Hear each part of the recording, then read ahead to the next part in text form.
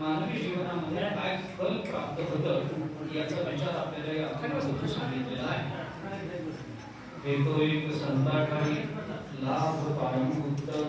संतांजवळ मनुष्य जाईल, संतांच्या संगतीत जाईल, तर त्याच्या जीवनामध्ये त्याला कोणत्या पद्धतीचा लाभ प्राप्त होतो याचं चिंतन या अभंगात तुकाराम महाराजांनी केलं. प्रस्तुत कीर्तन याचा प्रसंग जो आहे वैकुंठ असे भाऊच्या प्रथम पुण्यस्मरणाच्या निमित्ताने आपण तिथे एकत्रित आलेलो.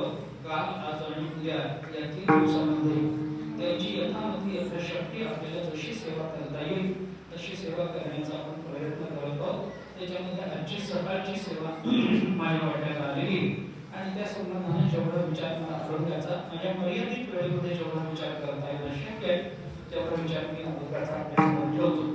सर्वसाधारणपणाने आपल्या भारतीय संस्कृतीची जी विचारधारा आहे, भारतीय संस्कृतीची विचार प्रेरणा आहे, त्या विचारधारेच्या अनुषंगाने जन्माला येणाऱ्या प्रत्येक मनुष्यावर 3 प्रकारची ऋण असतात असं शास्त्रांनी आपल्याला सांगितलेलं आहे. आपली संस्कृती आपल्याला असं सांगते की ज्याच्यामध्ये मनुष्य जन्माला आला तोही सगळीकडे जन्माला आल्यानंतर हा विचार होतो का, तर येत नाही. भरतखंडे नरदेह प्राप्ती हे तो परमभाग्याची संपत्ती असं नाथ महाराज सांगतात. इथं भारत देशामध्ये जन्माला आलेल्या प्रत्येक मुलावर, प्रत्येक जीवावर, जो कोणी जीव इथे जन्माला येईल त्याच्यावर 3 पद्धतीची ऋण असतात, 3 पद्धतीचं कर्ज असतं. एक असतं देवऋण, दुसरं असतं ऋषी ऋण आणि तिसरं असतं माता आणि पित्याचं ऋण. विठ्ठला विठ्ठला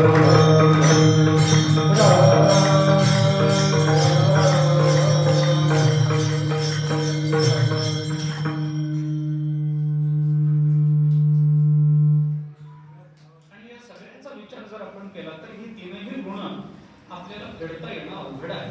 मनुष्यानं कुणाच्या गुणात राहू नये, मनुष्याने कुणाचं कर्ज डोक्यावर ठेवू नये. हे जरी खरं असलं तरी देवगुण, ऋषीगुण या शब्दाचा अर्थ संतांचं ऋण, ऋषींचं ऋण, आपल्या पूर्वजांचं ऋण जे काही असेल ते, आणि आपल्या माते पित्यांचं ऋण, हे तीन गुण आपल्या डोक्यावर असतात. अलीकडच्या काळाच्या दृष्टीने जर विचार करायचा झाला तर आणखीन एक दोन ऋणांचा विचार आपल्याला करता येऊ शकतो. इथे जन्माला आलेल्या प्रत्येकावर आणखीन एक ऋण असतं ज्याला आपल्याला सामाजिक ऋण किंवा या देशाचं ऋण म्हणून विचारात घ्यावं लागतं. आणि अलीकडच्या काळामध्ये आणखीन एक ऋण आपल्या डोक्यावर असतं, ते म्हणजे आलेलं प्रत्येक सरकार जागतिक बँकेकडून जे कर्ज घेतात ते फेडणे आपल्या डोक्यावर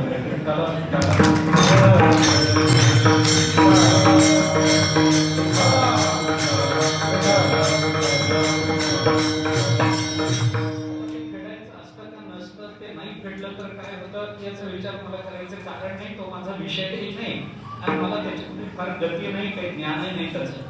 परंतु अशा पद्धतीची काही गुण माणसावर असतात आणि याच्यातल्या तीन मुख्य गुणांचा आपल्याला विचार करावा लागेल. तसं चारही गुणांचा या देशाचं म्हणून एक सामाजिक गुण जे आपल्या शिरावर आहे ते आपण फेडलं पाहिजे.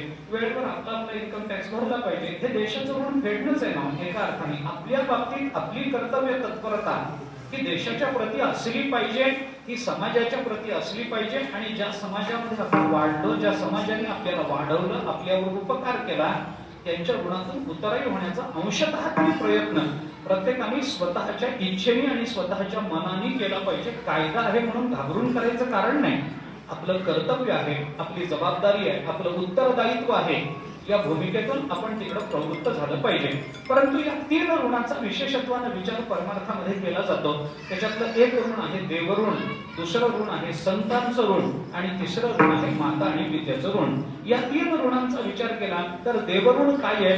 भगवंताने आपल्याला मनुष्य रूपामध्ये जन्माला घातलं, हे भगवंताचं आपल्यावर ऋण आहे. भगवंताने आपल्याला बुद्धी दिली, हे भगवंताचं आपल्यावर ऋण आहे. भले ते आपल्या कर्माने प्राप्त हो, पण आपल्या कर्माचा सांगोपांग विचार करून त्या कर्माच्या सूक्ष्मतेतून त्या कर्माचं फल आपल्याला देणारा परमात्मा, त्या परमात्म्याचा आपल्यावर काहीतरी ऋण आहे. तो परमात्मा आपल्याला सांभाळतो, तो परमात्मा आपल्याला जेवणा खाण्याची व्यवस्था करतो. पोसितो जगासी एकला, जो एकटाच या जगाला पोसतो आणि पोसत असेल, जगाला पोसत असेल तर त्या जगामध्ये मीही आहे. त्यामुळे माझ्या सुद्धा अन्नधान्याची व्यवस्था तो परमात्मा करतो, नाही असं नाही. म्हणून तुकोबारांनी चिंतन करताना सांगितलं की बाबा आपण त्याचं चिंतन केलं पाहिजे, आपण त्याचं भजन केलं पाहिजे. का केलं पाहिजे?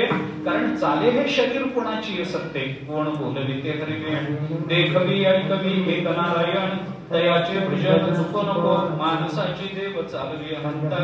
म्हणजे हे सगळं, किंवा वृक्षाचे पान हले ज्याची सत्ता राहिली हंता कोठे, या दृष्टीने विचार केला तर आपला देह भगवान चालवतात, आपल्याला अन्न पाण्याची व्यवस्था करून देतात. आपलं सर्वार्थानं रक्षण जर परमात्मा करत असतील तर त्या भगवंताचा आपल्यावर काही ऋण आहे. हा देह भगवंताने आपल्याला दिला.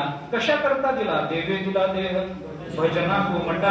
देवाने आपल्याला भजन करण्याकरता हा देह दिला. देवाने आम्हाला कशा करता हे सगळं दिलं? दिली इंद्रिये, हात पाय कान डोळे मुख बोलाया वचन, जेणे तू जोडसी नारायण नासे जीवपण भवरोग. याच्याकरता म्हणून भगवंताने आपल्याला इंद्रिय दिली, याच्याकरता म्हणून भगवंताने आपल्याला काही ज्ञान दिलं. चिंतन करून पहा, भगवंताचा आपल्यावर सगळ्यात मोठा जर उपकार काही असेल तर भगवंताने आपल्याला मनुष्य म्हणून जन्माला घालून बुद्धी दिली. हा सगळ्यात मोठा उपकार आहे. विठ्ठला